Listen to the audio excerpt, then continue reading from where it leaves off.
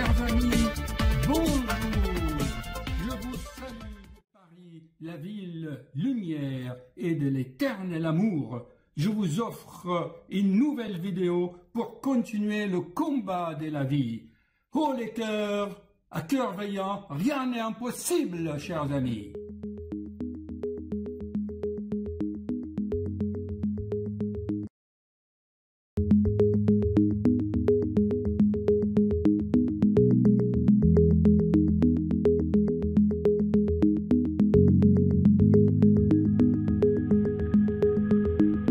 Chers amis, bonjour. Une petite présentation pour la vidéo qui va suivre et qui a été filmée par ma secrétaire en pleine consultation pour vous transmettre des messages très importants pour avancer dans cette vie. Je me suis basé sur 3 éléments. Si vous allez sur YouTube et vous tapez « Vendez-moi ce stylo », c'est un petit extrait joué par Leonardo DiCaprio, vous connaissez, Titanic. En fait, il s'agit d'un test psychologique. J'ai demandé à la patiente qui avait un début de cancer au niveau des seins. Souvent, je fais ce test en se basant sur ces principes de neurosciences pour savoir si l'être humain ou le patient est attaché, si il s'identifie à sa maladie, surtout inconsciemment. Car sachez, chers amis, que l'être humain tire des bénéfices secondaires, inconscients la plupart du temps, d'un certain comportement qu'il accomplit dans son environnement, qu'il soit en famille, en entreprise ou ailleurs. Je lui ai posé la question, vendez-moi vos cellules cancéreuses. Allez, je vous les prends, allez, je vous les achète. Et vous allez voir ce qu'elle a répondu et comment j'ai analysé la réponse. Oui, mais il y en a qui me disent, oui, docteur, mais c'est génétique. C'est le mot à la bouche. Génétique, tout est génétique. Je suis désolé, mais j'écris ici une phrase. Ceux ou celles qui disent, ah, docteur, c'est génétique, c'est programmé dans mes chromosomes, je leur dis, je suis désolé. Et parfois même, je suis sévère. Ce sont des ignares paresseux qui se sont contentés d'une petite information générale. Mais ils ont oublié l'épigénétique, chers amis, l'épigénétique. C'est-à-dire que le programme que tu as hérité, cette application, ce logiciel que tu as hérité de tes parents ou de tes ancêtres, tu n'es pas obligé de l'allumer, tu n'es pas obligé de l'exécuter. L'exécution d'un programme génétique dépend de toi, de ton environnement, de ce que tu fais.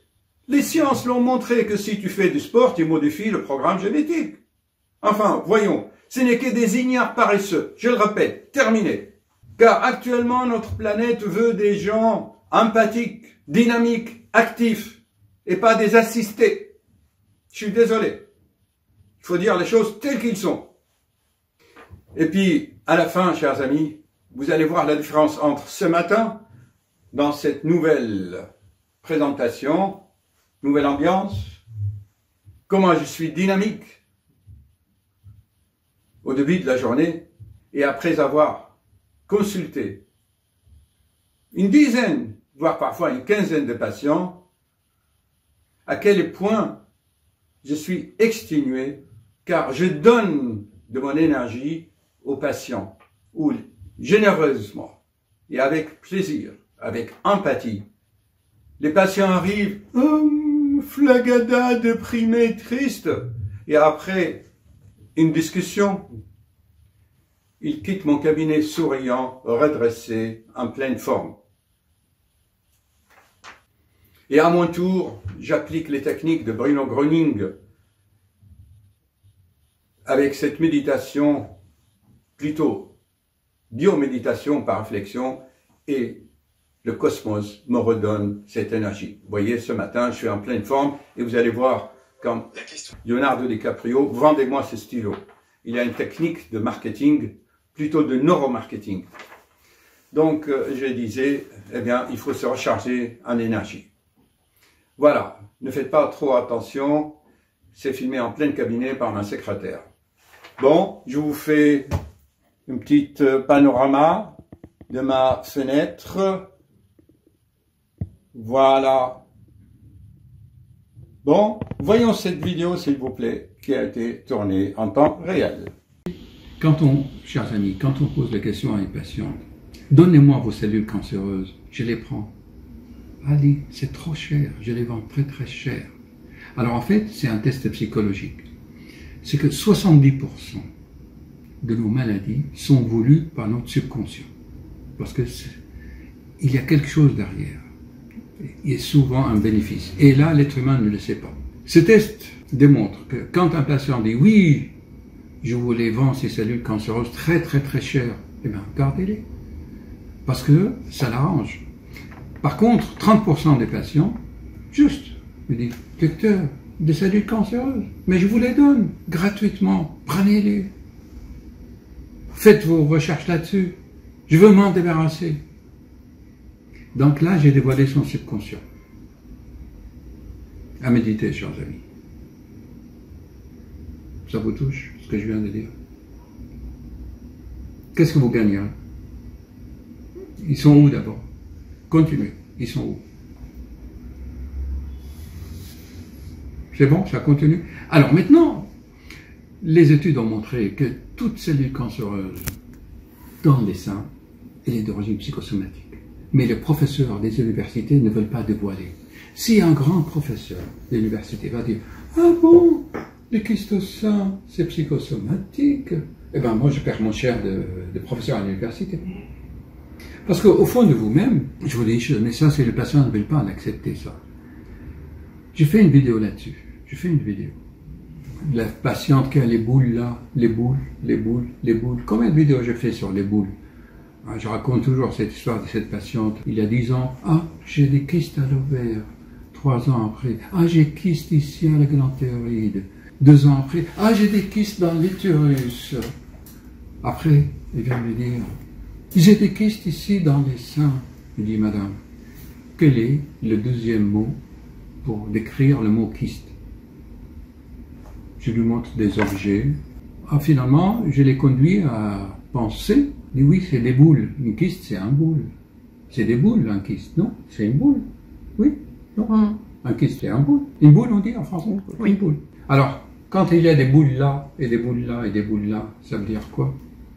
Quand on dit en français qu'on a les boules, ça veut dire quoi? On a les boules. Et on a les nœuds. Ça se noue. La vie, c'est de nœuds. Elle noue. Elle noue.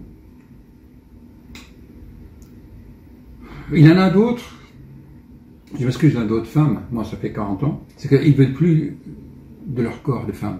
Donc ils s'amputent de l'utérus, on coupe l'utérus, on coupe le vagin, on coupe les seins, et comme ça ils deviennent neutres. Ils ne veulent plus de cette forme de féminité. Il y a l'image de soi. Il y en a qui se font ça parce qu'ils ne veulent pas que leur mari le touche. Bon, les maris adorent caresser les seins. Et moi je peux vous dire, le fait que le mari caresse les seins, les femmes qui ont des câlins sur les seins n'ont jamais de cancer. Parce qu'il y a production d'une hormone qui s'appelle l'ocytocine. Alors maintenant, moi je rentre dans le vif du sujet. Est-ce que votre mari aime caresser vos seins, oui ou non? Donc peut-être il ne fait pas assez, ou vous voulez le punir, au fond de vous-même, vous n'aimez pas ça. Donc on va vous couper un peu les seins, vous lui privez de plaisir. Quels sont les rapports avec votre mari? Entre nous. Sincèrement, au fond, de toute honnêteté.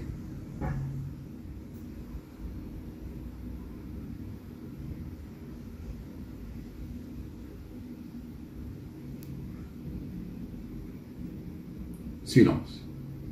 Elle garde ça pour elle et ça va faire des nœuds.